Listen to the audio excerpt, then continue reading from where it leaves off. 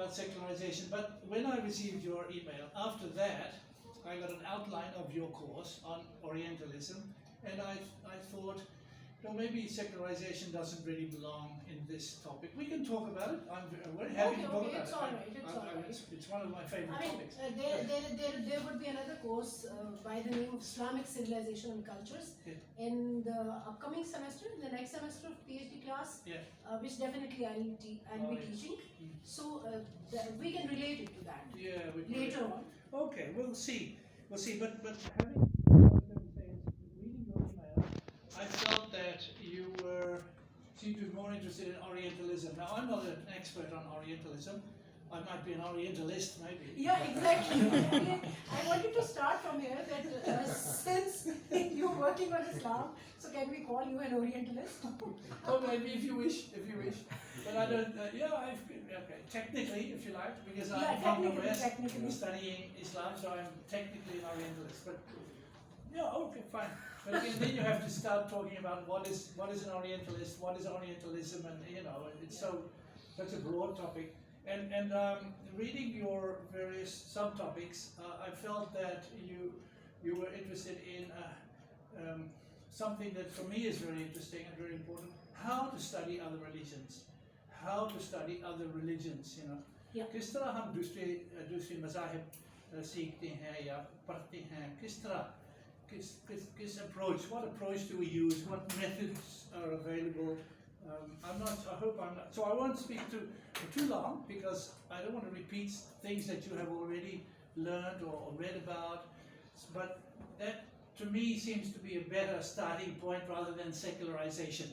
We can end up in secularization if you wish, but let's begin by talking about some methods of approach. And I have about 4 or maybe 5 approaches, and the first one is, I'll just give you an overview first. The historical comparative approach or method. That's historical comparative. And the second one would be the literary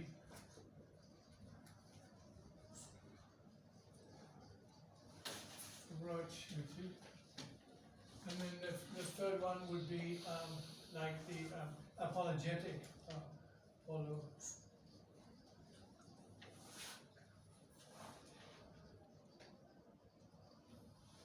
And then the fourth one would be the empathetic approach. This is also called the phenomenological approach. If you want a big word, if you like big words, then that's also suitable here. And then, so my first question is, where does Orientalism, where does it fit in here? Because Orientalism is also an approach, right? एक method है ना. अगर मैं Orientalist हूँ, तो किस तरह मैं दूसरे मज़ाहिब पढ़ता हूँ, किस तरह मैं? And you, if you are studying, if you want to study Christianity, you are an Occidentalist, I suppose. It's a bit strange. These ajeeb lafz hai. Because Occident and Oriental and Occident means West and East. Christianity is everywhere. Islam is everywhere. So you can't say it's in the West or in the East. These are old-fashioned words. Old-fashioned words. You understand that. So I think it applies to you just as much as me. If you call me an Orientalist, okay, I accept that. But it's only a word, and I prefer to call myself a student of other religions. And I think you are the same. We're all students of other religions, Unless you want, of course, if you only want to study your own religion, well then that's different, if that's what you... But I think as PhD students, surely you are interested in other religions. And I think Orientalism is only a word which indicates how do you study, like Christianity, or what is in the West, Orientalism, what is in the West. Call it Christianity, call it Christendom, whatever you want to call it. You want to study that, or you want to study about that. So that's why I thought these approaches might be more closer to your field of interest, But again, I'll just talk about this and for a short time, and then please, you can ask me anything about this or about anything else that is more interesting to you. So, ठीक है, मैं अंग्रेजी बात कर सकता हूँ या आप समझते हैं या मुझे अंग्रेजी? I think bilingual is fine. Bilingual is fine. Yeah, bilingual. Umar भाई आप पीछे ये देखो, ये वाला क्या हिस्टोरिकल कंटेक्स्ट, ये आमतौर पर तकबले इतिहान है ना, तकबले इतिहान, और हम ऐसे ही बोल रहे हैं तकबले इतिहान, लेकिन what are we doing? What am I doing as an Orientalist? What are you doing in taqabla idiyan? What are we all doing when we compare one religion with another? How can you compare? What do you compare? These are all big questions which I'm quite interested, I would be interested to talk about, but I don't want to go into detail perhaps at this point.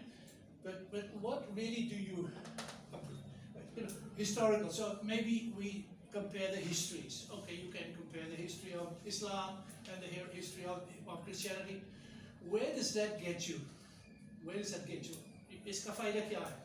अगर हम history of Christianity, history of the West, Orientalism, history of Christianity, अगर ये पढ़ती हैं, ठीक है, लेकिन ये very subjective है. मतलब ये कम से कम ये question है कि हम क्या पढ़ते हैं, कौन पढ़ते हैं. अगर मैं पढ़ता हूँ जो मैं आपसे फर्क है. हर इंसान तारीख कोई और पहलू से देखते हैं, कोई और नुक्ता नज़र से देखते हैं. कोई पक्का कोई एक जवाब नहीं है. अगर हम मिसाल के तौर पर क्रिश्चियनिटी या कोई भी मज़हब पढ़ते हैं तो हम किस नुक्ता नज़र से देखते हैं. हम या हिस्ट्री या डॉक्ट्रिन्स या रिचुअल्स क्या पढ़ेंगे. हम या इसका बिहेवियर्स, इसका बिलीफ्स या इसकी वैल्यूज़, ये सब अगर हम पढ़ते हैं तो we are coming from a particular point of view and we need to know what that point of view is. Otherwise we will be just end up with a very subjective answer. We will just be our own prejudice will coming out. If I'm studying Islam, for instance, I'm an Orientalist, I'm studying Islam, what is my point of view? Yeah? If I I don't ask that question, if I don't ask that question, then I will just study Islam as it appears to me, as I like to study, what is attractive in Islam, what is not attractive already, attractive, not attractive, ये मेरा judgment है. So, Islam कौन सी Islam है? जो मुझे अच्छा लगता है या इस्लाम जो बुक्स में है या इस्लाम जो क्या किसके मुताबिक या किस तरह मैं पढ़ता हूँ. So इसलिए मैं methods, the approaches or methods, I think methods of studying a दूसरे मज़हब ये बहुत अहम है. ये question क्या है? It's only a question at the moment. I think the comparison, we cannot compare religions, really. We can what can we compare? We can compare. Can you remove them? Just remove it completely. Okay. We can compare their beliefs No, we with cannot. each other. No, we cannot. I mean, Maybe we can. Yes. no, just we know what they believe what are their beliefs about God, and what are the beliefs of Muslims about God, Sure. and what are beliefs of Hindus Yeah. about God. Okay, so then we can say what is the difference between all those. Yes. This is the comparison. Yeah. What I think. ठीक है. But again, the point of view of sir is that कि उसमें भी आपके पास which appears in the text, ठीक है, which appears like वो जो practicing है, Hindus है या Christians है, वो है एक. Then what appears to me? Yeah. I mean these Difference. are three. We just know difference between them. Yeah. No, but even to come to the first conclusion, what is Christian belief? Even that question, it's according to you. No? It may not It's be not correct. Okay. That's right. That's my point. That's right. See, you can, yeah. You say, oh, we just compare beliefs. What is Islam? What is Christian belief? What is Islamic belief? According to who? Okay. The other point. If we study beliefs of Christians from a Christian teacher, Yeah. and we study belief of Hindus from a Hindu teacher, okay, and That so may be better, that, but a Christian teacher may also be prejudiced. A Christian teacher, मुख्तलिफ है, मुख्तलिफ किस्म के Christian मतलब teacher उसमें भी अपनी कोई एक approach Christian teacher नहीं है, Okay, कोई okay. एक Christianity नहीं है, Okay. कोई एक Christian belief, what is that? ये कुछ लिख सकता हूँ. Christians believe that Jesus is the Son of God. Okay, ठीक है. इसका मतलब क्या है? What does that mean? According to me, according to him, according to this Christian, according to that Christian. हर एक फर्क पर कोई और बात करेंगे. चुनांचे कोई बुनियादी बात, okay, you can say basic things, but that's not it's not very much, no? You can say very basic things. Okay. Like Christians believe in God, Muslims believe in God. Well, that's true, okay, that's true. क्या फायदा है? No? We can compare, but what are we comparing? It's nothing of interest, no? As soon as we become a bit more serious, then we cannot be objective. We end up being subjective. You cannot study history from an objective point of view. Well, you can to some extent, but not. You have to be very critical of. No, that's right. Usually the sciences can be objective, but the social studies, it can't be objective. It is subjective always. That's right. That's what I'm trying to say. I think something like that. That's what I'm trying to say. Okay. But even the sciences are subjective too. Even there are values in the way you study science. What do you choose? What do you choose to study? Because it takes a lot of time, takes a lot of energy. Where do you put your money to study some particular subject? It's again a question of values, question of your interest, a question of your ability, perhaps, or the facility, opportunity. So again, it's the values and subjective nature comes into science as well, very much, I think. So I don't think any science is free of values. I don't think any science, and certainly not the humanities, and certainly not the study of religion that Orientalists are supposed to do. They cannot be just studying Islam as if Islam is just there, Yes. little package, you know. It doesn't exist like that. Islam is not like that. No? Even if I have a nice book, that's according to this particular author. Okay. Yeah. That's it. So therefore, I think the first approach is full of questions and problems, but I don't think we have. I don't think we give enough attention to these issues. I think that is the first approach. Also, only studies from the outside. You cannot go inside. With an historical comparative approach, you might be able to study doctrines, perhaps. You can study doctrines, but what about people's experience? Like Sufis, yeah? How can I study Sufi beliefs just like history or like according to history or according to doctrine? मुश्किल है ना, इतना गहरा नहीं सकता ना, सिर्फ ऊपर से मैं पढ़ सकता हूँ. And also, what he experienced, he cannot write, and we don't understand his words compared to his experiment. Yeah, But that's right. We don't understand what he's trying to say. You mean by the researcher? Yeah. That's another one. Okay, so the historical, the literary approach. That's another approach. In the literary approach, I think what you try to do is to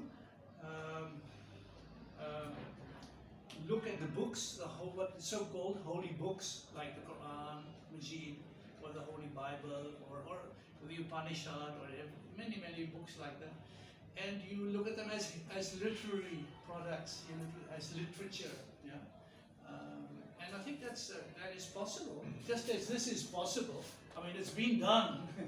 Orientalists do this, They say Orientalists use this method, and they say they understand Islam because they have studied Islam. They have studied the beliefs and practices of Islam. That's Orientalism, part of it anyway. here, this is another approach where you don't study the doctrines so much, but you study the literature of another religion, like the Quran or the Bible. And that's done by many people, and it's very interesting and very useful, I think. But it's also very limited. Studying the literature, studying the Quran as literature, does that get me in touch with Islam itself? क्या मैं अगर अदब पढ़ते हैं, अगर कुरान एक किताब समझता हूँ, अदबी तौर पर समझता हूँ, क्या मैं इस्लाम की हकीकत समझ सकता हूँ? क्या मैं, as an Orientalist, as a non-Muslim, can I understand Islam by studying the grammar and the style of the Quran, and the language of the Quran, and the stories and the parables and the metaphors and the literary approach to the Quran? It's possible, and I will get much knowledge, if you like. I will get much literary knowledge, and I will even get some insight into what the Quran is saying. Yeah, maybe, but it'll be my point of view. It'll be, what I see, what I find. Yeah, I think it'll be difficult for me to go very deep into the actual values and symbols or the actual experience of a believing Muslim. I don't think the literary approach will help me to understand the belief of a Muslim. It will only help me to understand the language of the Quran. And the same with the Bible. If you study the Bible as an Orientalist, as a non-Christian, and you study, see, the Bible is a literary product. It definitely is a literary product. And Christians do that. This book here, I brought along just for illustration. This is a literary approach to God. A literary approach to God in the Hebrew Bible. He says it very clearly. I can read passages from the opening chapter where he says, I'm not interested in the beliefs of Christians. I'm interested in the literary presentation of God in the Bible.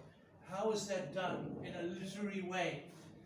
किस तरह Bible अदब किस तरह इस्तेमाल करते हैं, या अदब किस तरह खुदा या अल्लाह पेश करते हैं? I mean, this approach includes the appreciation of literature as well, the language, then rhetoric and all that. Yes. जिसको हम रिटार्जिंग कुरान में हमारे यहाँ कहते हैं कि language बहुत अच्छी है, then the hymns are very good and they sound particularly like Yes, that. that's right. Yes. It's part of also literary approach. It's part of your study? No.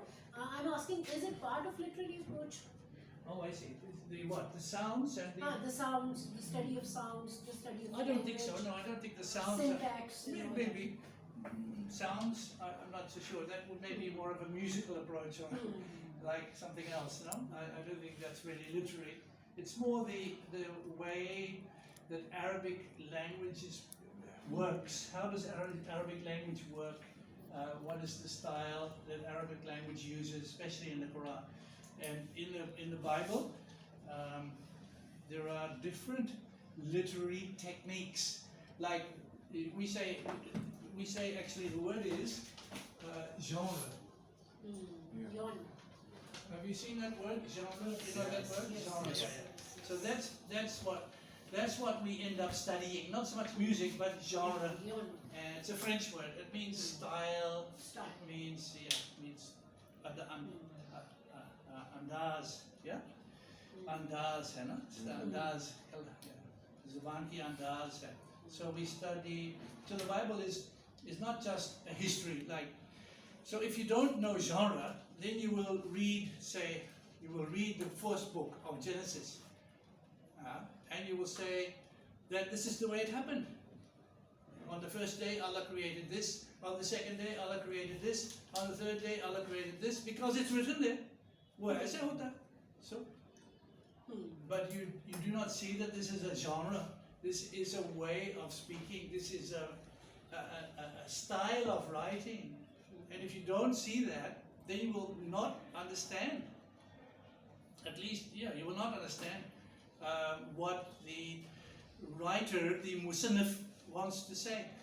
क्योंकि मुसन्निफ हमेशा genre के मुताबिक, हमेशा अंदाज के मुताबिक लिखते हैं, या because like नबी नूह का स्टोरी है, अगर आप समझते हैं ऐसी ये तारीख है तो शायद आप नहीं समझेंगे, क्योंकि ये तारीख नहीं है, या तारीख नहीं है, बाइबल के मुताबिक तारीख नहीं है, आपके मुताबिक तारीख है लेकिन बाइबल के मुताबिक नहीं है. So if you say ये तारीख है, you are an Orientalist, you are a Muslim Orientalist.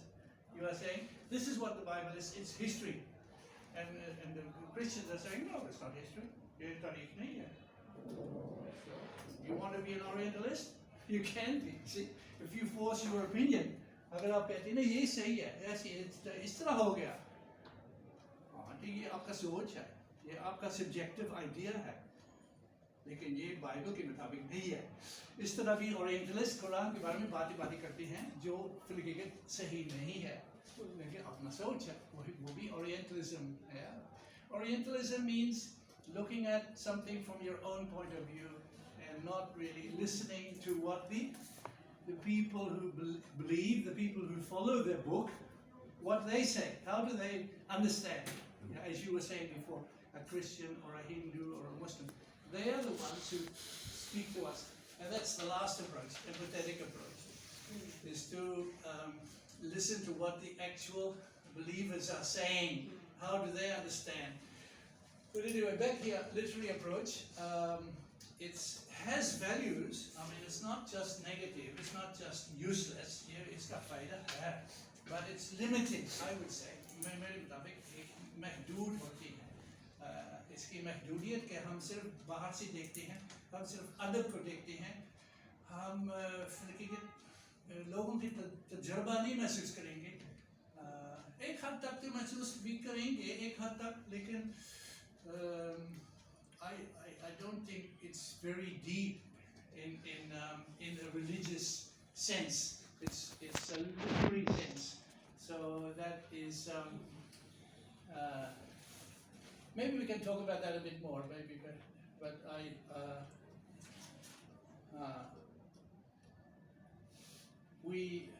okay. Apologetic approach. Apologetic approach. ये भी इसकी उसकी मुस्बत है, उसकी कमी है, उसकी ताकत है, उसकी कमी. Strengths and weaknesses. Like all of these, they have their strengths, but they have their weaknesses. This one, the strength is that हम तो अपना मज़हब बयान करते हैं, बयान करना चाहिए. ऐसा नहीं कि हाँ अगर आप पूछते हैं मैं नहीं जानता हूँ, ना पूछे फिर क्या है. अगर आप पूछते हैं मुझे जवाब देना. अगर मैं आपसे पूछता है इस्लाम क्या, तो आप जवाब देते हैं ना. और ये आपका हक भी है, ये अच्छी है और हक भी है और मेरा ख्याल है ज़रूरी भी है ना. So apologetic means explaining religion. Explaining religion and clarifying. Apologia comes from the word apologia.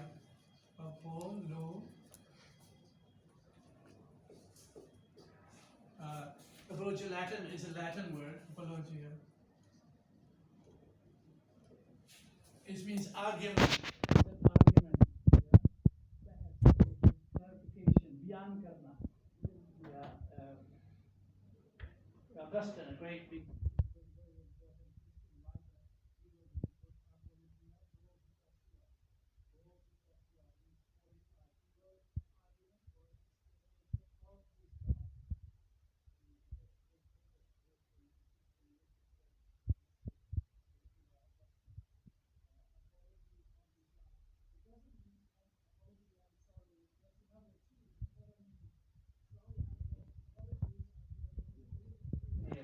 The apology in this meaning is an explanation or a clarification. So ये मज़हब के लिए ज़रूरी है ना, ज़रूरी है, लेकिन इसका महदूदियत या इसकी कमी या इसकी ख़तरा, शायद कह सकते हैं ख़तरा, कि हम सिर्फ बयान करते हैं और हम दूसरों की सवाल पूछते सुनते नहीं और हम सिर्फ अपना मज़हब अच्छा समझते हैं। ज़रूरी नहीं है कि हम ऐसे सोचते हैं, लेकिन मैं कहता हूँ ये मुमकिन है, इट्स पॉसिबल कि लोग जो एपोलोजेटिक अप्रोच ज़्यादा इस्तेमाल करते हैं वो भी ओरिएंटलिस्ट है। वो कहते हैं कि ये मज़हब सही है और दूसरे मज़हब कम है। या ये ओरिएंटलिस्ट का बेसिक अप्रोच मेरा ख्याल है तारीख में ऐसे ही होता है। So I hope I'm not only Orientalist. That's why I hope I'm not, because Orientalists have a bad name. Yeah, have a bad name in history. No? They see Islam from a Western point of view, and they see Christianity as the true religion, and Islam as something less.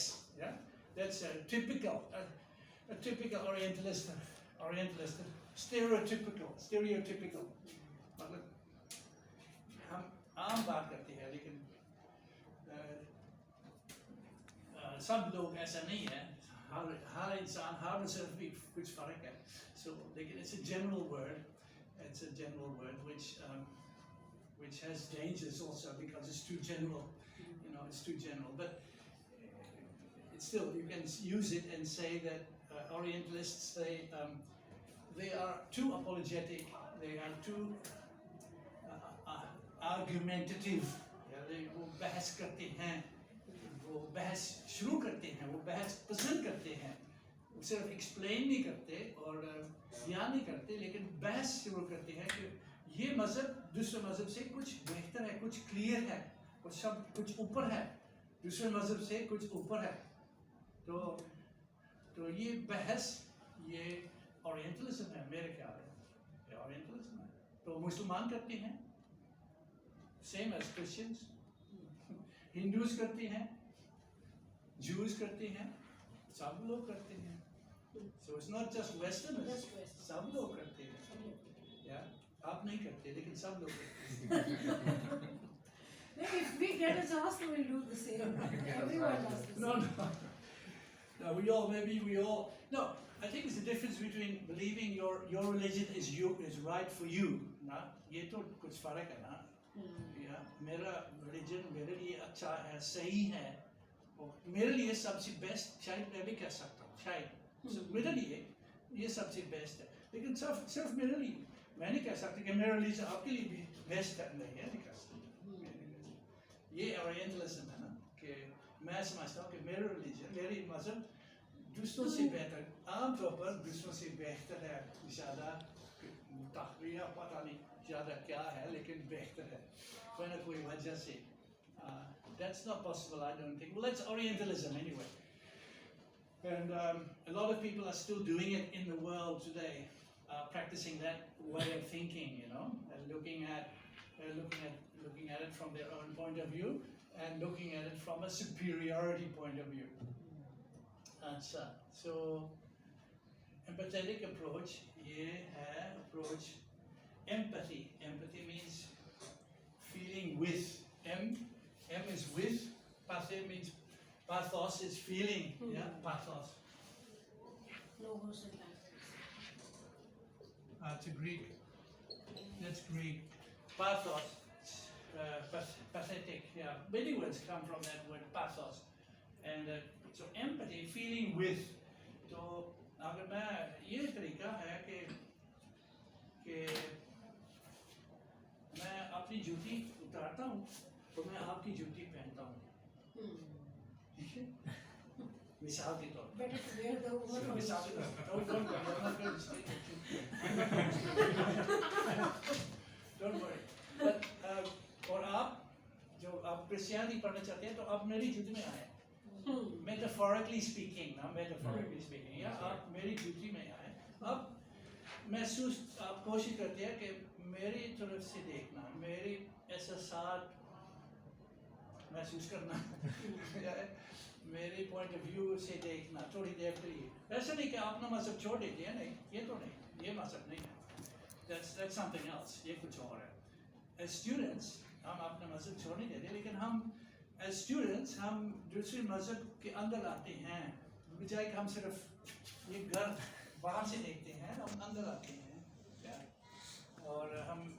महसूस कर हम लोगों से मिलती हैं जो इस घर में रहते हैं, जो मुसलमान है या क्रिश्चियन है या हिंदू है, हम इनसे इनका घर में आते हैं एक हद तक, क्योंकि हम हिंदू नहीं बनेंगे, क्रिश्चियन नहीं बनेंगे, लेकिन हम इनके साथ बैठेंगे, गप शप करेंगे, खाना खाए से पिएंगे, चाय पिएंगे वगैरह, और हम इनकी तरफ से सीखेंगे, सुनेंगे, और ये एम्पैथेटिक मेथड है। So I think this is we put in brackets. ये लो मैं बंद करता हूँ, sorry मैं बंद करता हूँ। Yeah. Yes. So we put in brackets. What do we put in brackets? We put in brackets our own experience, our own feeling, our own religion. थोड़ी देर के लिए put in brackets. ये phenomenology है, phenomenology.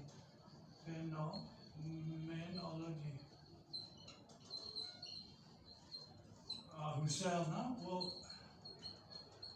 बहुत मशहूर है, वो एक 100 years ago, 100 साल पहले एडमंड हुसर्ल ये मेथड तलाश किया या बयान किया या दरियाफ्त किया, कैसे बनाया, ये मेथड बनाया कि अगर हम इंसान के बारे में सीखते हैं, उसकी सकाफत या उसकी